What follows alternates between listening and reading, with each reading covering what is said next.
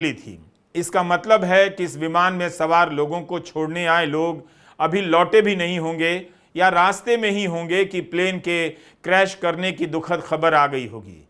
सरदार वल्लभ भाई पटेल एयरपोर्ट का runway 3505 metre लंबा है और इसके अंत में एक चार दीवारी भी है, लेकिन विमान उड़ान भर चुका था, आसमान में खिलने लगा था। इस हादसे के बहुत सारे वीडियो वायरल हो चुके हैं जिन्हें स्थानीय लोगों ने रिकॉर्ड किया है। जिस वक्त विमान उड़ा है, लगता है कुछ लोग अपनी छतों से विमान का वीडियो बना ही रहे थे। उनके वीडियो में साफ दिख रहा है कि विमान काफी नीचे से उड़ रहा है, जिससे पता चलता है कि विमान ने तुरंत ही टेक ऑफ किया है, लेकिन थोड़ी ही दूर आगे जाकर विमान नीचे की तरफ गिर जाता है और धमाका होता है, काला धुआं फैल जाता है। वायरल तस्वीरों में आप देख सकते हैं कि विमान का कुछ हिस्सा इमारत में फंस गया है। एक हॉस्टल की छत के ऊपर दो इमारतों के बीच फंसा हुआ है। उड़ने के बाद यह विमान कैसे गिरा, क्यों गिरा, यह सब जांच का विषय है, तभी जानकारी आएगी।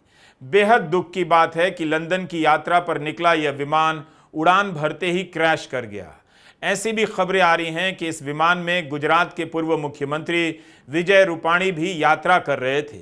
इस विमान को शाम 6:30 बजे के करीब लंदन के गैटविक एयरपोर्ट पहुंचना था और इसी विमान से 30 जून को रूपाणी को वापस आना था। उनके पास वापसी का टिकट था, लेकिन विमान उड़ान भरते ही क्रैश कर गया। विजय रूपाणी के बारे में भी पुष्टि नहीं हुई है, मीडिया में खबर चल रही है। विजय रूपाणी के करीबी नितिन भारद्वाज से दिव्य भास्कर ने बात की है। भारद्वाज लंदन में रहते हैं। उन्होंने बताया कि एयर इंडिया की इसी फ्लाइट से गुजरात के पूर्व मुख्यमंत्री विजय रूपाणी भी लंदन आ रहे थे। लंदन अपनी बेटी से मिलने आ रहे थे। रूपाणी की सीट नंबर 12 बताई जा रही है। घायलों के बारे में खबर है कि उन्हें ग्रीन कॉरिडोर बनाकर अस्पताल पहुंचाया गया है। तुरंत नाम बताने की हड़बड़ी नहीं करनी चाहिए, लोग इंतजार कर रहे होंगे, धीरज रखना चाहिए। ऐसे वक्त में एयर इंडिया ने कहा है कि घायलों को अस्पताल ले जाया जा रहा है। 169 भारतीय हैं, 53 ब्रिटिश नागरिक हैं, 7 पुर्तगाली, 1 कनाडाई नागरिक इसमें सफ़र कर रहे थे। हम समझते हैं कि परिवारों पर क्या बीत रही होगी। हादसे के बाद बहुत से वीडियो वायरल हैं। जाहिर है उन्हें दिखाना संभव नहीं, लेकिन उन वीडियो से अंदाज़ा मिलता है कि विमान बहुत नीचे से गिरा है। एक वीडियो में हमने देखा कि एयरपोर्ट से लगे सिविल अस्पताल के पास की 2 इमारतों के बीच विमान का अगला हिस्सा फंसा हुआ है और बिल्कुल सुरक्षित नजर आ रहा है, लेकिन विमान के बहुत से टुकड़े इधर उधर बिखरे भी नजर आ रहे हैं। एयर इंडिया टाटा समूह का विमान है। समूह ने बयान जारी कर दिया है, अत्यंत दुख के साथ सूचित किया है कि अहमदाबाद से लंदन जा रहा एयर इंडिया का विमान 171 दुर्घटनाग्रस्त हो गया।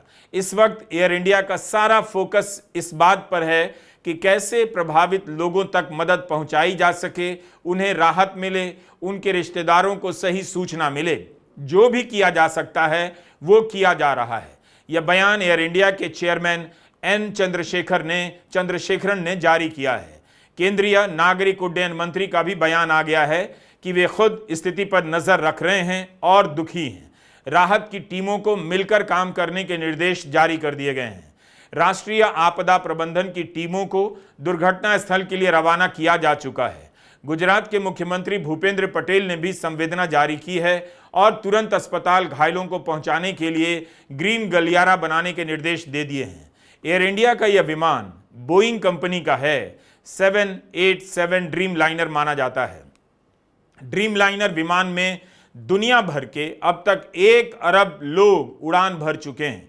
इसे लेकर हाल में अमेरिका में काफी बहस हुई है, सवाल उठे हैं, लेकिन यह विमान सुरक्षित विमान माना जाता है। व्यापार की दुनिया काफी अलग होती है मानवीय संवेदनाओं से। विमान के क्रैश की खबर आते ही बोइंग कंपनी के शेयर 7.8% गिर गए।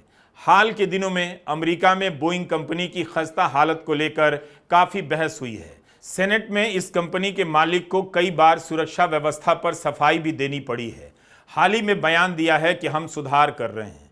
अहमदाबाद पुलिस ने एक हेल्पलाइन नंबर जारी की है 07925620359। एयर इंडिया ने भी परिवारों के लिए एक नंबर जारी किया है जिस पर कॉल किया जा सकता है 180056914444। इस तस्वीर में आप देख सकते हैं कि विमान के पीछे का यह हिस्सा नजर आ रहा है। छत पर गिरने से इमारत धंस गई है। इस तस्वीर को CISF ने जारी किया है। एक अस्पताल का हॉस्टल है। आप देख सकते हैं कि हॉस्टल के प्रांगण में